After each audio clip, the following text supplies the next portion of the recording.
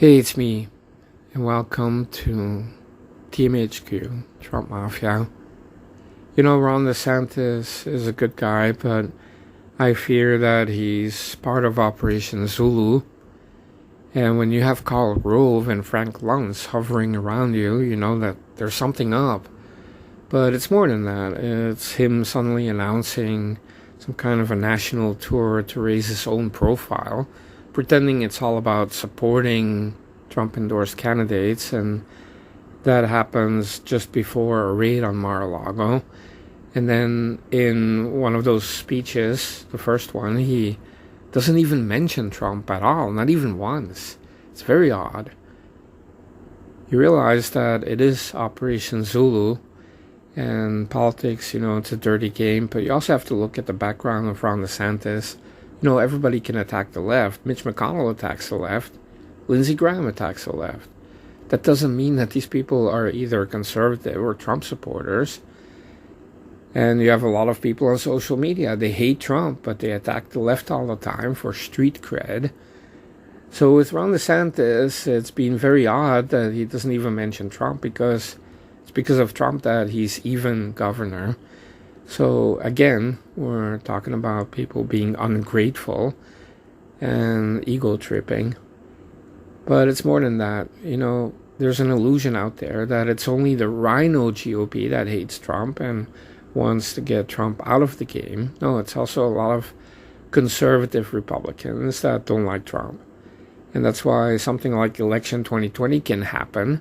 It's because of the collusion of the GOP, and that also works for 2024, when you don't make an effort like that in 2020 only to see Trump return to the White House a couple of years later, right? So they're going to do anything that they can to prevent it. But President Trump is very popular, so they need somebody who can catch the MAGA supporters if something happens to Trump, so that right away you can show somebody, right? Like, hey, look at this. Ron DeSantis, he's good. Don't worry so much about what's happening to Trump. Look at Ron DeSantis. You still have hope. You know, it's kind of like what they did in 2020, and then the same people were saying, well, 2024. But then now, when 2024 is approaching, they're thinking about using Ron DeSantis. And because he announced his tour just a couple of months before the raid on Mar-a-Lago, it's very suspicious. Then after the raid, doesn't even mention Trump. It's almost like Ron DeSantis is pretty sure that Trump will be disqualified, and a lot of other people may be sure of it also, that they are making plans for themselves. So in 2008, you know, they had John McDead, but they tried to look for somebody to catch the conservative voters, right? So they found Sarah Palin. Well, they have a similar idea for 2024, where it's going to be Judah Spence or Nikki Haley, some kind of an establishment rhino. And then as VP, they're going to look for somebody that can really catch the MAGA votes. And there's not too many people out there that really have the trust of MAGA, except maybe Ron DeSantis. But I'm telling you right now, a lot of people in MAGA are suspicious of Ron DeSantis, because you have a lot of Trump haters and a lot of rhinos that are attacking the left all the time. Just because Ron DeSantis is tough on the left, that doesn't mean that he's loyal to Trump or America First. But we'll have to wait and see. I just feel like all the telltale signs are there that this guy's part of Operation Zulu. And it could be knowingly or unknowingly, but the timing is very similar to the timing of the vacation time of Tucker Carlson, from the 8th to the 19th of August, where the judge that signed the search warrant, he made the date from the 5th of August to the 19th of August, so that the FBI could raid Mar-a-Lago any time in that time frame. And so Tucker Carlson designs his vacation time to include even the last possible day of a raid on Mar-a-Lago, so that he would not be doing his show. Yeah, what a coincidence. Well, I feel with Ron DeSantis suddenly announcing a tour where he's raising his national profile, and then the first rally, he doesn't even mention Trump. To me, that already confirms everything. And I know he could have a change of heart. Maybe a lot of people come out saying, well, Trump isn't good, or they're betraying Trump. But then they realize that maybe this is not the time, and they backtrack. Just like Tim Scott. He backtracked like in 24 hours. He was like, yeah, let the FBI do its job and let it work out. And there was such a backlash that suddenly he's going against the raid. It reminded me of January 2021, Nikki Haley and others saying, well, we shouldn't have followed Trump. Trump is a disaster. And then the money dried up suddenly. And a week later, they're all like, well, Trump is the leader of the Republican Party, right? And so it's as per need. They still needed the money, and they still needed Trump. But now they're starting to see, like, yeah, maybe, the Democrats are so hated that we'll win even if Trump gets indicted or disqualified now, because they're scared he's going to announce. If President Trump announces his run for the presidency and then they go after him, that's different than if they're just going after President Trump, which already is a bad thing. But I'm saying that they're scared he's going to announce. That's why they want to do it before midterms. They're thinking he was going to announce right after midterms. And that's why the raid was now. But that's also when Ron DeSantis suddenly kicks in, wants to do a tour to raise his national profile, and then doesn't even mention Trump in his rally, when his home was just raided. And that's the time when you come out saying, I support Trump 100%. They want to take him down. Well, I support him 100%. But no, Ron DeSantis did not do that. And you say, well, he shouldn't. He should look out for number one. And he is. But that's why I'm saying, these people cannot be relied upon to support Trump. And he knows that.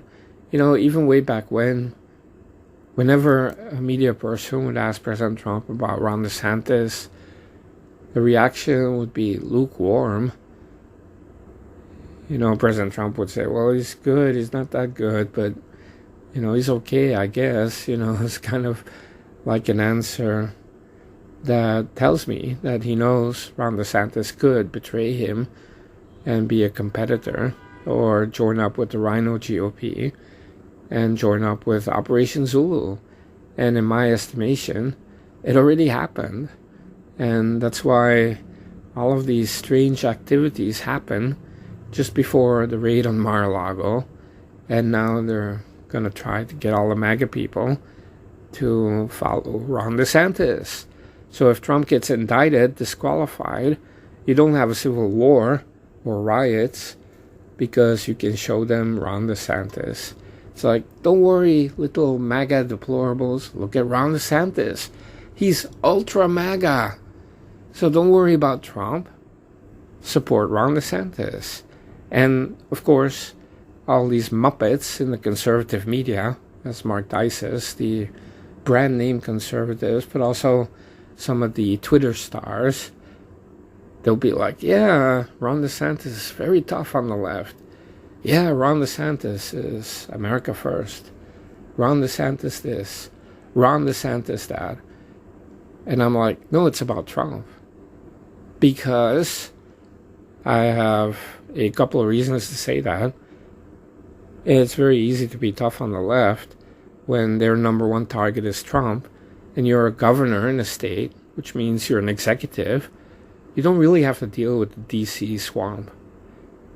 The minute Ron DeSantis gets to the D.C. swamp, he'll be attacked. He'll be surrendering very quickly because it's very different than being a governor in Florida. But also you have his past working for Bush people. They could call in the favors, just like they did with Trey Gowdy, right? Hired by the Clintons. Then when it came to Benghazi, they called in the favors, and he looked away, dragged it out, and then nothing happened. And so with Ron DeSantis, it's all good and well now, but is he the real deal? You don't know. But to me, it's not even about whether he's really tough enough to be president. To me, the deal is that he's part of Operation Zulu, which is kind of a complicit behavior, just like collusion with the Democrats in 2020 was for the election, that it really calls into question what this guy is really all about. Is it really all about Ron? Or is it really all about America first without Trump? Or is he a person that's being used as a puppet? I don't even care. I just realize when I see people that are not supporting Trump going out of their way to ignore him and raising their own profile, especially now, just after this raid on Mar-a-Lago, then it seems like these people have a heads up that Trump is going to be disqualified or indicted, and they smell opportunities, so they're going for it. And some of them are out of the gate real early, and Ron DeSantis could be one of those. And I know a lot of people are always shocked when I give my 2 cents, because I'm often the first. But maybe the shock is what people need, right? After all that, what happened, all the people that betrayed Trump in the swamp, all these people that you thought were good, turns out they were traitors, then you have seen so much. Even the FBI and DOJ is corrupt. I mean, that you cannot even imagine that Ron DeSantis could be in it for himself, and that he knows Trump is going to be disqualified, that he has a heads up, that Karl Rove and Frank Luntz are, talking to him every day, grooming him, giving warm regards from the DC swamp, and promises of cooperation. Who even knows what's going on behind the scenes? But, I don't have to be there to know that Operation Zulu is in effect, and that there's a plan to disqualify President Trump. And it could happen sooner than you think.